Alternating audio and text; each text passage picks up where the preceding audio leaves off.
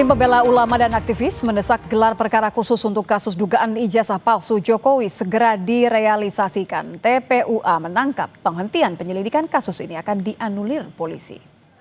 Wakil Ketua TPUA Rizal Fadilah mengatakan timnya mendatangi Bareskrim Polri 10 Juni lalu untuk menyampaikan keberatan atas penghentian penyelidikan kasus dugaan ijazah palsu Jokowi. Menurutnya dari keterangan yang disampaikan polisi saat itu TPUA optimistis ada proses hukum lanjutan meski sebelumnya polisi menghentikan penyelidikan. Selain itu TPUA yakin gelar perkara khusus akan dilakukan. Sebelumnya Bareskrim Polri sempat mengonfirmasi jika keputusan ada tidaknya gelar perkara khusus menjadi kewenangan Biro Pengawas Penyidikan atau Wasidik Bareskrim Polri.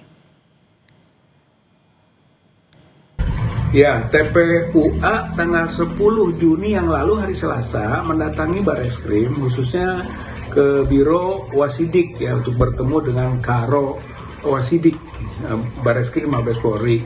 Ya, untuk menanyakan perkembangan surat TPUA yang disampaikan tanggal 26 Mei 2025 tentang keberatan atas pengumuman yang disampaikan oleh Dirtipidum. Pada saat itu disampaikan oleh staf di Biro Wasidik, yaitu yang pertama bahwa surat 26 Mei lalu sudah diterima dan akan ditindaklanjuti. Kami menangkap bahwa penghentian penyelidikan yang lalu itu ternyata dianulir dan akan dilakukan langkah-langkah.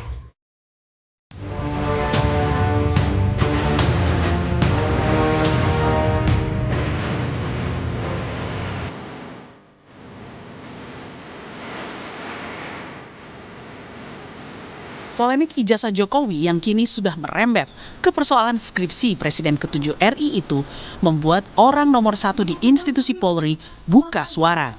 Kapolri Jenderal Listio Sigit tegaskan, Polri akan bekerja profesional dengan melibatkan pihak eksternal, sehingga proses atas pelaporan ijazah Jokowi dapat dipertanggungjawabkan. Terkait dengan proses pelaporan ijazah, tentunya Polri akan bekerja profesional terkait dengan legal standing dan sebagainya. Nanti akan kita libatkan dari pihak eksternal untuk kemudian bisa melihat langkah-langkah yang dilaksanakan oleh Polri. Nanti bisa dilihat, diuji oleh pengawas dari eksternal, sehingga kemudian apabila kemudian Polri mengambil langkah, proses selanjutnya semuanya bisa dipertanggungjawabkan. Sementara itu, pihak penuding ijazah palsu Jokowi Roy Suryo, termasuk Rismon Sianipar, kini fokus menyiapkan sejumlah bukti kejanggalan skripsi Jokowi.